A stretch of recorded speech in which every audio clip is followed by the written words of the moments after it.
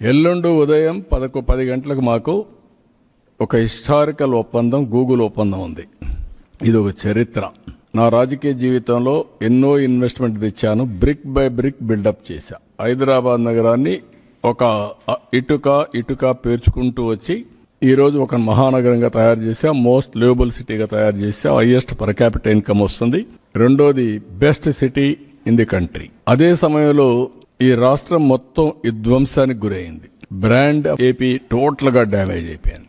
ఇలాంటి పరిస్థితి నుంచి ఇప్పుడిప్పుడు రికవర్ అవుతున్నాం. మళ్లీ మాక్సిమం 16 నెలల్లో 10 లక్షల కోట్ల రూపాయల పెట్టుబడులు వచ్చాయి. అన్ని పెట్టుబడుల్లో కూడా మీరు ఒకసారి చూస్తే Google, AI and data centre, దానికి కూడా కొంతమంది విపరీతంగా మాట్లాడుతున్నారు. భవిష్యత్తు కోసం వచ్చే ఇండస్ట్రీస్ మీద కూడా బురద జల్లి లేకుంటే ఏదో ఒకటి వక్రీకరించి మాట్లాడడం కరెక్ట్ కాదు. మన పిల్లలు ఈరోజు ఏఐ అంటే ఇండియా, ఏఐ అంటే చిరునామా ఆంధ్రప్రదేశ్.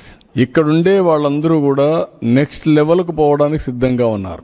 గూగుల్ వల్ల దేశంలో ఇప్పటి వరకు ఎంతవరకు డేటా సెంటర్స్ ఉన్నాయో 1.2 గిగావాట్ ఉంది. అలాంటిది 1 గిగావాట్ 1.2 ఉంటే 1 ఇక్కడ విశాఖపట్నంలో వస్తుంది. మిగిలినటని కలిపితే ఇండియాలో బిగ్గెస్ట్ డేటా సెంటర్ హబ్ గా తయారవుతుంది.